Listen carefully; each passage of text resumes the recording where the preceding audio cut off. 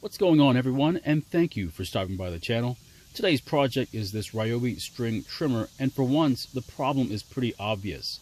The pull string is broken and it needs to be fixed. Hopefully this won't be that difficult. In this video we repair this trimmer, however it may not be the exact repair you need to make to yours. We'll explore other possibilities later in the video. The most common reason for a broken pull rope is of course a starting problem. I'm not sure if that's the problem for this one, but when we get it fixed, we'll find out. And by the looks of it though, the rope broke near the recoil, so I think we can reuse the rope, but we won't know until we get to the recoil assembly. I hate to say it, this particular trimmer has a rather tough recoil assembly to get to. We need to take almost everything apart just to get to it, and after that we need to go even further, which is the difficult part of this repair. First, let's remove 3 screws on the rear engine cover and take the cover off. Next, remove the screw holding the throttle cable to the engine, and in this case the throttle cable came off the carburetor at the same time. After that, disconnect the 2 wires for the kill switch. Next, we need to disconnect the shaft from the engine by loosening the bottom screw. Now the other screw in the middle of the shaft needs to be removed completely. After that, we can pull the shaft from the engine. Now we have to remove every screw we can find on the engine cover, including 4 very long screws around the output snout on the engine cover. Now yours may also have one underneath the output snout, but this one was already missing.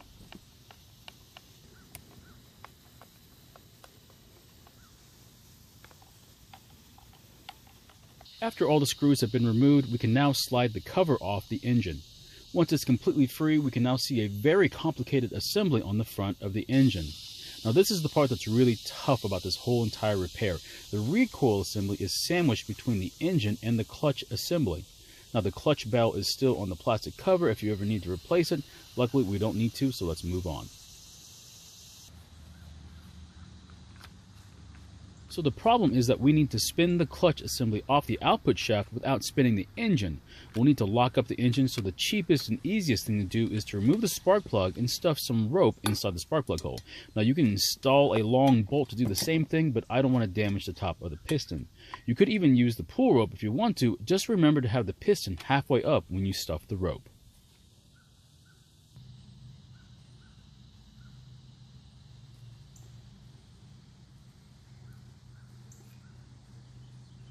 Now the next part is going to be tough.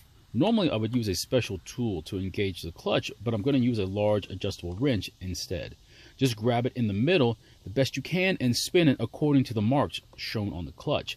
The first time you do this, you'll have to fight a lot of thread locker, so don't expect this to be very easy.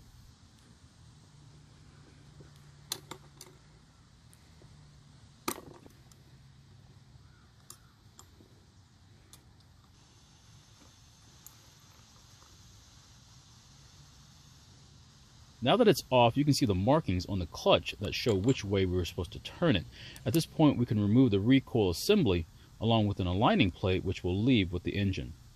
After rotating the recoil pulley, we can see that the spring seems to be working just fine as well. Now we'll need to remove the 3 retaining tabs so we can remove the plate that engages the poles. After that, we can then remove what's left of the old rope and install the rope again.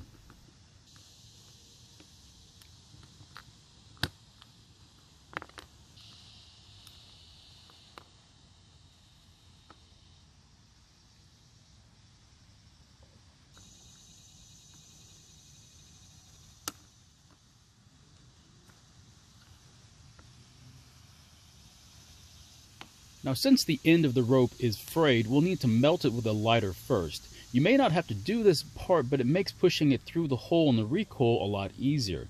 Since the handle is still attached, we need to first go through the engine cover first before we push it through the hole in the recoil.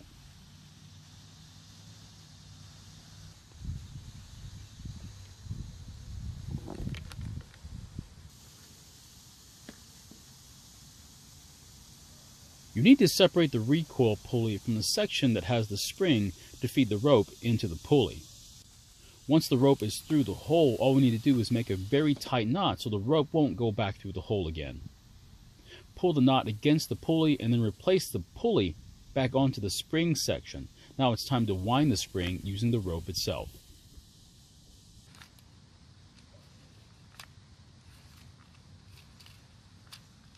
Wind it a couple of times and then let the rope go.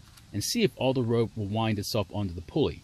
Try not to overwind the rope as you can break the spring, so take little steps. Now unfortunately the rope didn't wind all the way back up, so we'll have to put a few more turns onto the spring.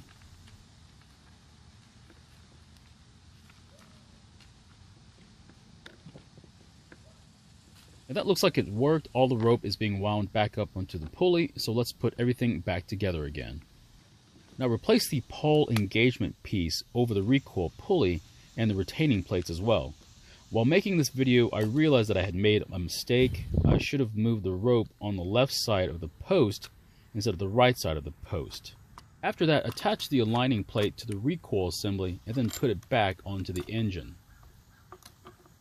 Next, reinstall the washer and spin on the clutch assembly. Make sure you spin it on the right way. After I made this video, I figured out that I had the rope on the wrong side of the post, causing it to rub on it. I then took everything off and fixed it. While I was doing that, I also found out that you don't need to remove the shaft from the engine to do this job.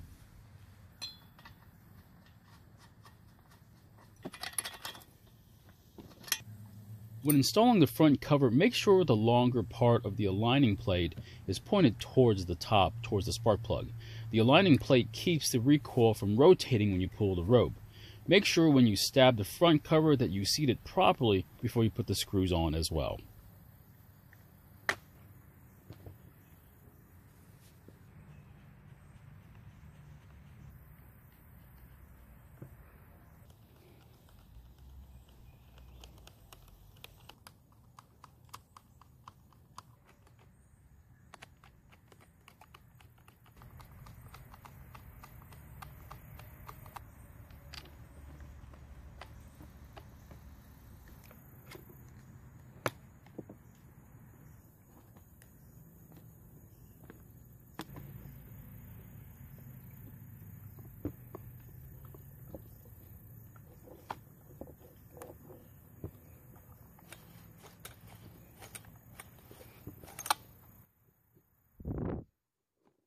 Another tip, when you're replacing the middle screw into the shaft, don't over tighten it. There's just not a lot of metal to work with.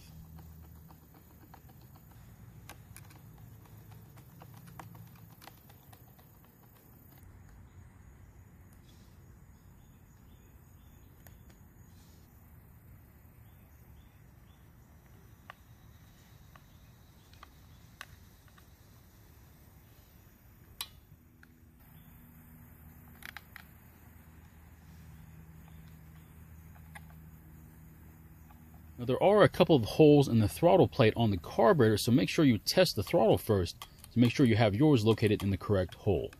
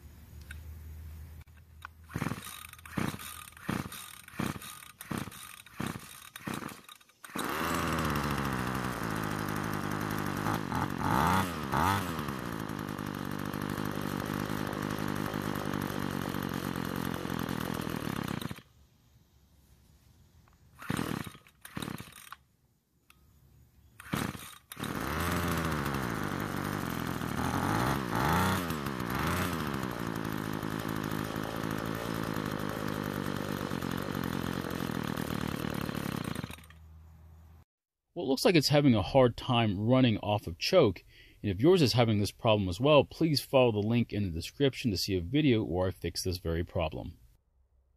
I always tell my friends and family if they're having a problem starting their equipment, it's the quality of the pull on the rope and not the length of it that'll keep this from happening to you.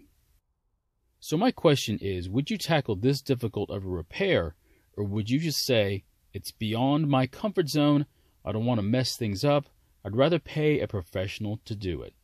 I know what I would do, but I'm really interested in your answer. Thank you for watching. I really appreciate your time. Please feel free to ask any questions.